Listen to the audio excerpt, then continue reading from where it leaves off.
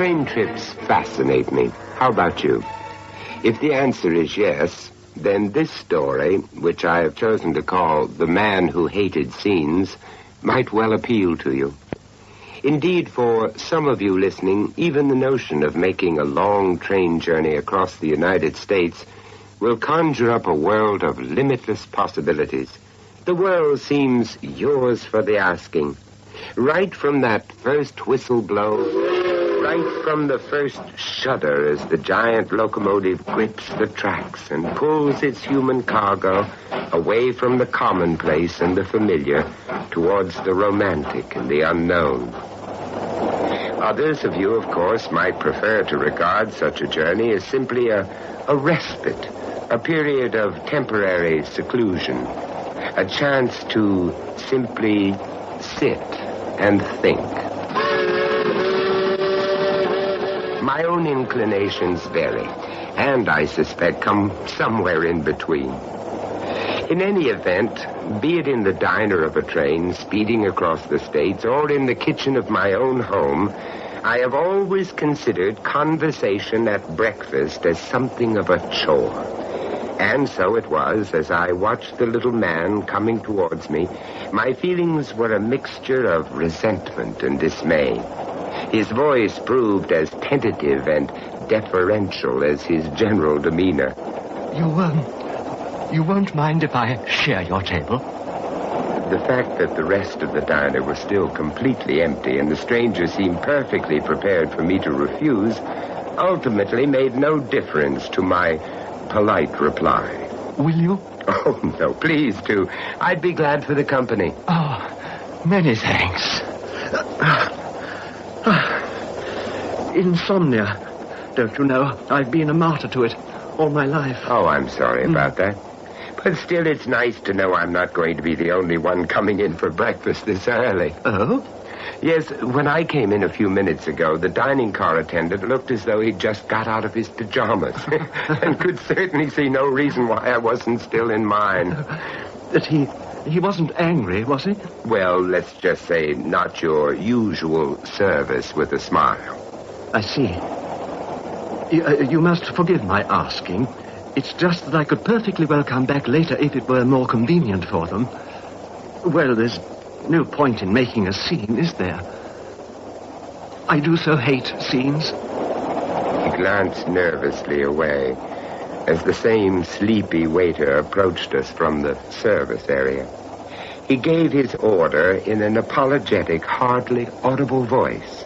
Just coffee and lightly scrambled eggs, please. Are you going all the way to New York? Oh, much further, much further. I'm traveling on the QE2. We embark on Thursday. Oh, home to England, then? Oh, no, not for a long time yet. Cherbourg first, then the Sun, the Riviera, perhaps, Italy, the Greek islands. I haven't made up my mind. Oh, I do envy you. Then you shouldn't. No? No, it's just a case of doctor's orders. It's my nerves, you know. It's any kind of excitement to be avoided at all costs. Yes, I do understand. I think you really do. For some unknown reason, I'm sure you do. So, my friend, you can imagine the kind of state I got myself into when I discovered my wife was being unfaithful to me, can't you? Your wife? Marilyn. So beautiful, so very, very beautiful. Oh, but perhaps you'd care to judge for yourself. I just happen to have it. It's only a snapshot, but it doesn't do her justice, really. But, yes, here we are. It was taken at the side of the pool, don't you know? Our pool. It's very impressive. Marilyn loved that pool. I'd accepted and studied the photograph. The sleepy waiter had returned and was grudgingly serving my companion's breakfast. Yes, the girl was certainly beautiful. There was no denying that fact.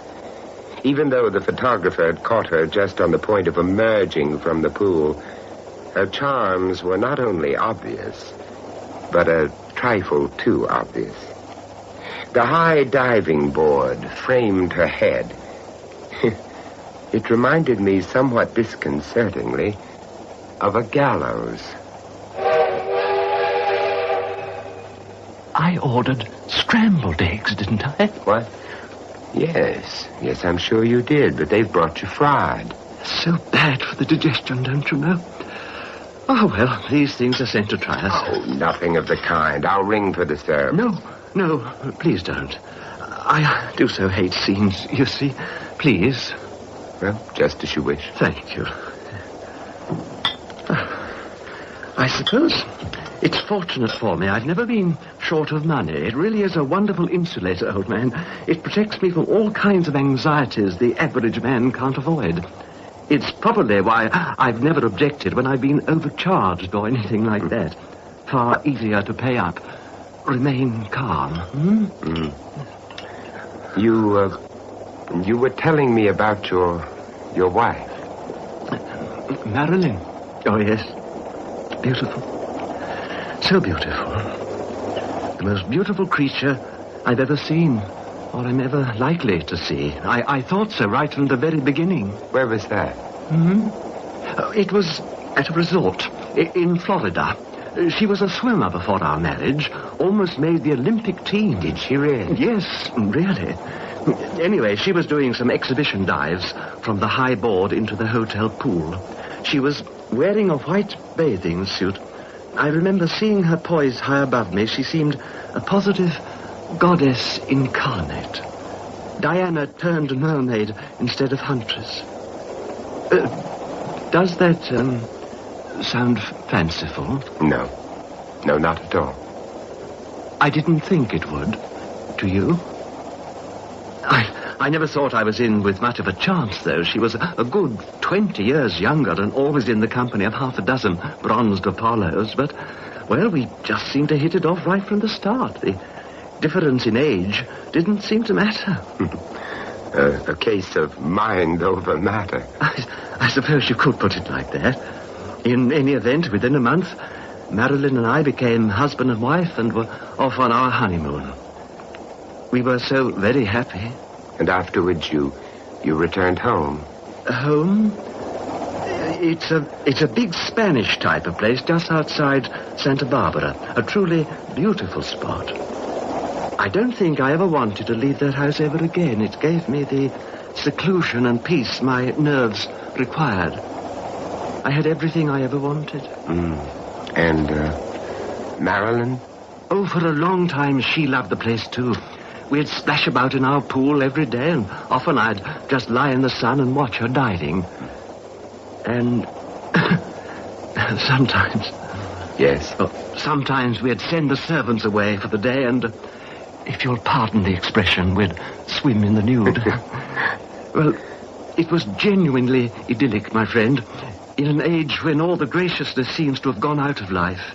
Idyllic. So much so that when it finally came, Marilyn's outburst took me completely by surprise. What's so surprising about it, for God's sake? And you needn't think I'm so dumb as to not realize what you're getting out of this setup, either. Getting out of this set? Yes. This place, miles from anywhere, perched on the edge of nowhere. Well, it exactly suits your ends, doesn't it? I thought you liked the house. A rich, eccentric, middle-aged recluse, comfortably ensconced in his 20-bedroomed ivory tower. I've always felt you shared my preference for the solitary life. But not the godforsaken. I don't understand what you're getting at, Marilyn. Don't you? Really? For a gentleman of your intelligence and breeding, I should have thought it altogether too obvious. However, I'll tell you. It's quite simple. Marilyn, dear, do you think you ought to drink so much? You didn't have the guts to stay on here and go it completely alone. So, for once in his life, one hermit ventured forth. He took a little trip into the big outside world with the deliberate intention of trapping a little spouse to keep him company. I've never thought of our marriage as a trap. Ego being what it is, I'm damn sure you haven't. But take it from me, it was just an arrangement right from the start. An arrangement to suit your own ends. I've always tried to put your happiness first. Happiness. That's a word from the past. But I've given you everything you've ever asked for. Everything. I'll grant you the bait was acceptable enough at first. Bait? Of the very finest quality, there's no denying, but bait, Harry. You made the whole arrangement seem irresistible, didn't you? But the world was to be our oyster, remember? New places, new faces, forever and ever, world without end. Amen. Oh, you really had me believing it, too. Right up to the end of the honeymoon, you actually had me believing it. And afterwards? Well, the honeymoon was over, wasn't it? So was the new faces, new places routine. And in its place, this. A cage, damn you. Oh, well up to the standard you taught me to expect. I'm not denying, but a cage for all that. Madeline, I love you. Right from that first moment. You knew that you wanted me, so you wooed me and you won me. You moved me into your millionaire's Alcatraz and then you throw away the keys. I still love you. Oh, maybe you do. Enough to go back? Back where? To where the arrangement started going wrong. To our original arrangement, Harry. New places, new faces, forever and ever, world without end. It is not an arrangement. It never has been. It still is. And shall I tell you something else? It's never gonna be anything more, Harry. Poor Harry. Poor Harry.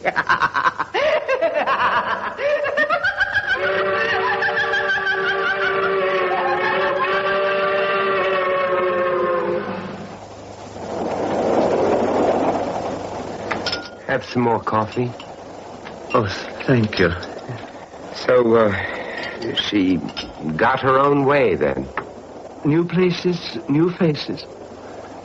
If it had been in my power, she would have got her way. If it had been in my power, I'd have given her anything. Knowing what a person is doesn't necessarily mean you stop loving them, does it? No, I suppose not.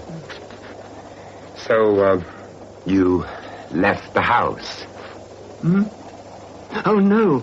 No, it never came to that. Oh, it was what Marilyn had insisted upon and what I'd agreed to. A really long trip abroad. A chance for us to find each other again. Extraordinary how absolute naivety has a charm of its own. But as things turned out, it simply wasn't to be. Oh? Well, on the eve of our departure, I was taken ill. Desperately ill. As a result of the quarrel? Well, my doctor called it acute emotional stress. You see, I've never been able to stand scenes of any kind, and in this case, well, my only defense was a period of total mental withdrawal. A self-inflicted coma, if you like. It went on for a long time, over a month. And then? It refused to go on any longer. Did Marilyn stand by you? Marilyn? Ah, yes, Marilyn. Marilyn? Marilyn? Marilyn? Marilyn? It's all right. I'm here. I'm here. Oh, dear God. Easy now. You've been ill, Harry. Very ill. Yes, I have been ill, haven't I? I'm so sorry, Madeline. Shush. The only important thing now is that you get well again. The doctor's been very worried for you.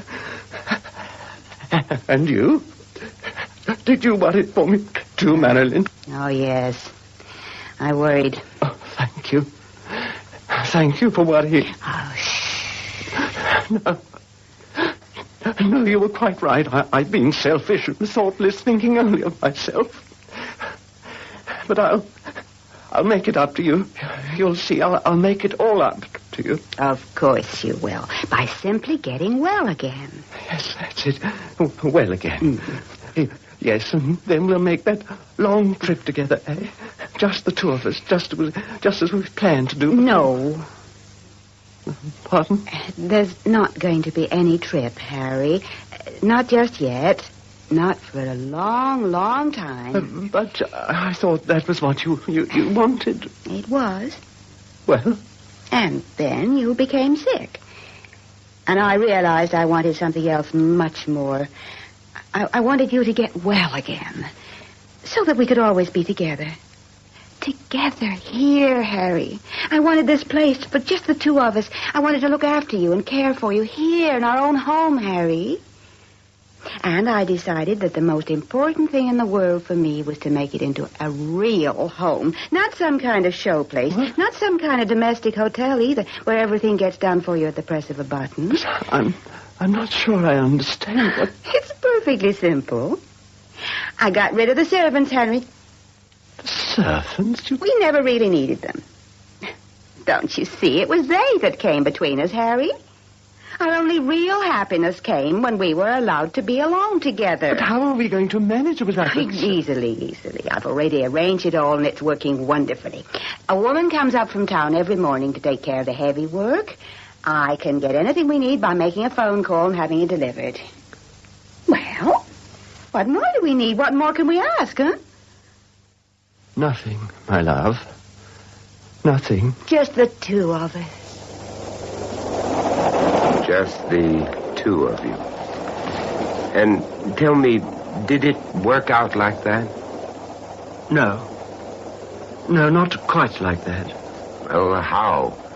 As the weeks went by and I got steadily stronger, Madeline thought the occasional change of scene might speed my recovery. Nothing too far afield, mind you, nothing too taxing, just a little jaunt along the coast, the odd picnic in the hills. Well, my nerves being what they are, I've never felt confident enough to drive myself, and Madeline didn't really feel up to it. We had got rid of my old chauffeur along with the rest of the staff, and so... So you engaged another one? Madeline engaged one. His name was Charles. I had no objection to her choice. My own newfound happiness was such that I was scarcely aware of him. What was he like? Charles? Oh, he was in his mid-20s, I suppose. I dare say handsome in an obvious sort of way. But, as I say, I was hardly aware.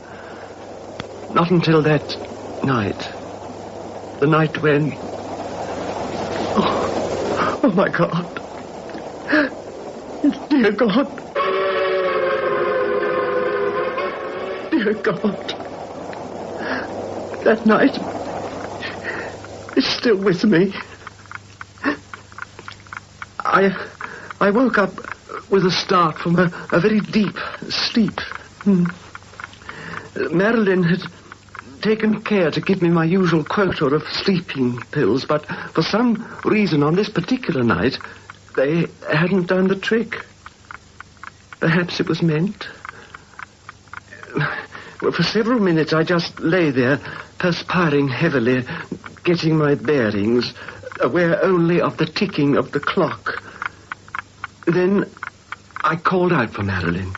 Yes, I didn't want to disturb her, but I needed another sedative badly. But when she didn't answer, I got up and went to her room. She wasn't there. At first, I thought she must have got up for something, too, until I saw her bed hadn't been slept in. It was almost 4 o'clock in the morning. I was a little alarmed, so I began to look for her. Madeline? Madeline? It wasn't until I reached the downstairs living room, which opens onto the patio, that I heard voices.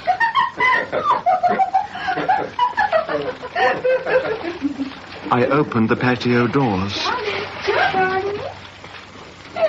The voices were clearer now. My wife and our chauffeur together at the pool. I understood at once. It was pitch black, and they'd taken the precaution of not turning on the pool light. But I could hear them laughing and talking in low, intimate voices. I heard them climb the steps to the high board and dive together into the deep water.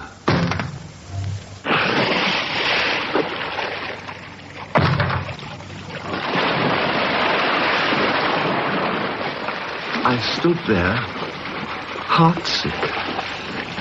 The effort to simply hold on to myself was unbearable. My first instinct had been to rush out and confront them, but I couldn't bear the thought of such a scene. So instead, I waited until they eventually left the pool. They lay together in each other's arms, not 10 feet from where I stood. I listened. Why did you ever leave me? Oh, I don't know. I did then. At the time, it seemed the only possible answer. But I know I never stopped loving you, not for a single second. Which, in a funny way, is why I had to leave you in the first place. That doesn't make sense. Let's just say an instinct, shall we? Instinct? Yeah. The kind of life we were living together must one day have killed that love. It wasn't so bad. Wasn't it? Diving exhibitions at second-rate summer resorts, the odd gala. Hardly enough to keep body and soul alive. Endless drag from one dreary hotel room to the next. So you sold out and settled for this instead. Oh. I'm sorry. I didn't mean it to sound like that. I settled for both of us, Chuck. Oh, but you still don't know whether to believe that or not, do you? To believe that I only ever wanted this for us. All along. I don't know what to believe. When I'm lying here with you like this, well, it's just a sharing you with him, I suppose. Seeing you together. Catching the odd, unexpected glimpse of you both in that damn driving mirror. Seeing him look at you that way, as though you were really his. Seeing him reach out to touch you. Chuck. Seeing you smile back. Seeing you return the touch. Please But worst of all, knowing that though you're lying here with me now, in a little while you'll be gone. Because there's still some part of you that belongs to him. Not belongs. It never has. It never can. It never will. I wish I could be sure of that. He's a sick man, Chuck. Sicker than he even suspects. A year, 2 years, a little longer maybe. But it's not so important, is it? We can wait. Because we know that one day there's only gonna be us, Chuck. All this and us. Just the two of us. Just the two of us. Hold me. Hold me close. What did you do? Do? Oh, the conventional thing, I'm afraid. The next day, I engaged a firm of detectives. To make inquiries about Charles. They only told me what I more or less knew already. That he was a swimmer who teamed up with Marilyn to do exhibition diving the summer before I met her. The rest was obvious. When I became ill, she had sent for him to solace her loneliness, shall we say. Then, as I grew better, she stumbled on the idea of employing him as our chauffeur. You can understand my dilemma. Yes, I am beginning to. It was impossible for me to have it out with Marilyn, to send Charles packing, to do what any other man would have done instantly. It was a weakness, but I couldn't overcome it. So? I dissembled. I pretended I knew nothing. I waited. I racked my brains for some way of letting Marilyn know that I knew, and yet avoiding that inevitable scene. Well, did you eventually find a way? Oh, yes. I saw how it could be done. Quietly. Without any fuss. Tell me about it. Oh. Well, Marilyn wanted to go to the movies in Santa Barbara. I declined, but said Charles should drive her, as I didn't like her to be out on her own at night. She saw me to bed and watched me ostensibly taking my sleeping tablets. I heard the car drive away and imagined handsome Charles, Chuck, sitting confidently beside her at the wheel. After a while, I got up. I had plenty of time. Plenty of time for what? To arrange the hint. The hint that would let them know when they got back that I was fully aware of what was happening between them. Oh, go on. It was well after midnight when they got back. Very dark. A hot, sultry night, just the night for a swim. Madeline didn't even come up to her room, but went with Charles directly to his. And a few minutes later, I heard them laughing softly as they came out and went towards the pool. It was inky dark, but I knew they were climbing the diving tub. The high board creaked as they stepped out onto it, and creaked again, sharply, as each one dived off into the pool. Madeline first, then Charles right behind her. Their little game they enjoyed so much. It was too dark to see a foot in front of you, but of course to swimmers of their skill it made no difference. In fact, I rather imagine it added to their fun.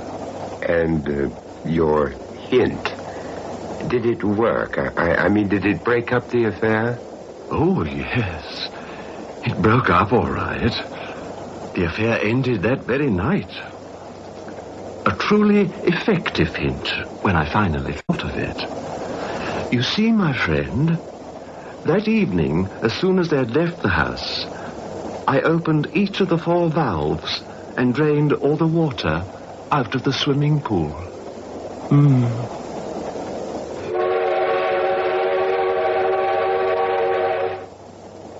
The man watched me, waited. I could think of nothing to say.